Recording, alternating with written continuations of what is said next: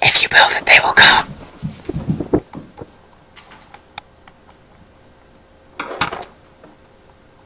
If you build it, they will come.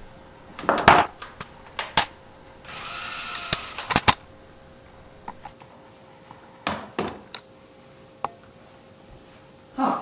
The note. The note says, I have prepared for you a glorious meal. However, your task is to find the guests. You need to find 5 people from American history. However, they must be recognizable to the chef. Otherwise, they will not be invited.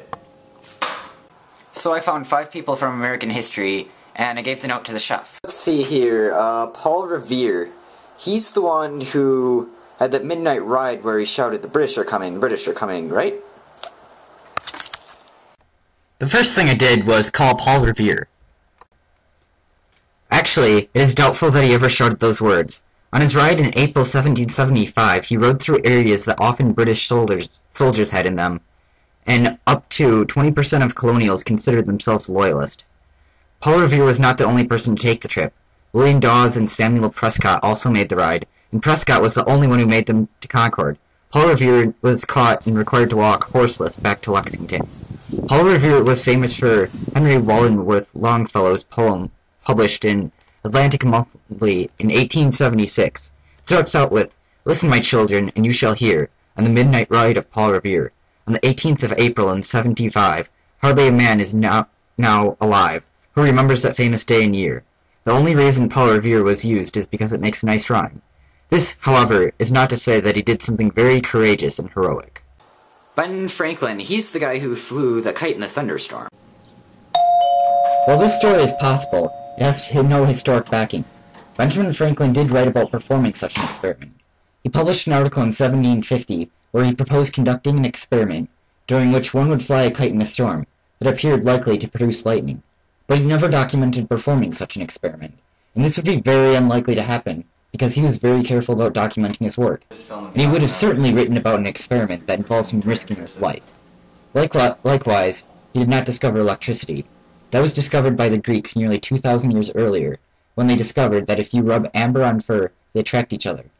He did, indeed, invent the lightning rod, and was famous for Poor Richard's Almanac, serving as a postmaster of Philadelphia, founding the first American fire insurance company, and living in Paris as an American ambassador to France, inventing useful objects, like the Franklin stove and bifocal glasses. Abe Lincoln, I know he was the president, and he was like 7 feet tall, and wrote the Gettysburg Address on a napkin, on a train, right? So I emailed Abraham Lincoln. Abraham Lincoln was the 16th president.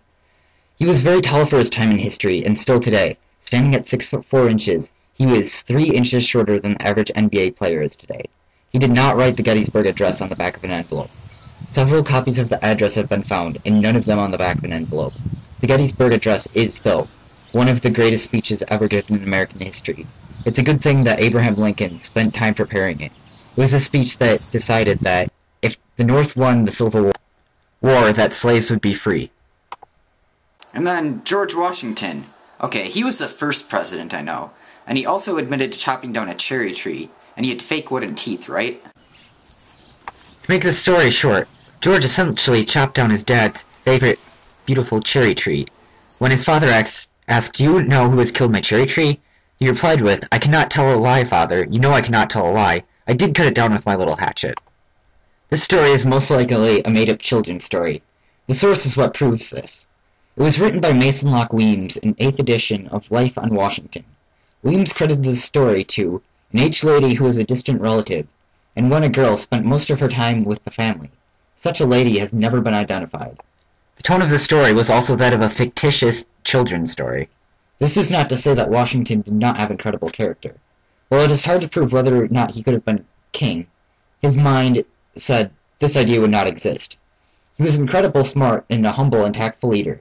He initially declined the offer of a $25,000 salary, but eventually accepted as the president because he wanted to set the precedent that the chief executive was a highly important position. He also refused to take a third term as president. As for the wooden teeth, this is just a silly myth. Some say it may have come to be by the discolored condition of his false teeth. Pocahontas. There's a Disney movie about her, and she saved John Smith from being captured, right? Pocahontas was merely her nickname. Her actual name was Matoka. If the legend is true, in 1607, she would have had to have been about 10 or 11 at the time. John Smith told the story that he was saved by Native American women 17 years after it happened. In an account he wrote after his winter stay, John Smith never mentioned the incident. While this story is vaguely possible, the true story isn't the Disney fairy tale many of us accept. It is a fact that Pocahontas was taken prisoner while on a social visit and was held hostage in Jamestown for a year. While she was captive, John Rolfe, a man, had an interest in her and married her in exchange for her release from captivity. In spring 1616, he took her to England, where she was used by the Virginia Company of London for propaganda purposes and an encouragement for colonizing. It was recorded that at one point she ran into John Smith, who happened to be in England at the time, and she was so furious with him that she turned her back to him, hid, and went off for several hours. Well, I learned a lot today. You see, these people in American history did great things, but yet we still find that we need myths to make up about them to make them look even better. Oh, and I also learned, if you run around in costumes, neighbors are gonna think you're weird. Good to be a geek. It's good to be a geek. It's good to be a creep. It's good to draw my pictures and no one will ever see. It's good to be a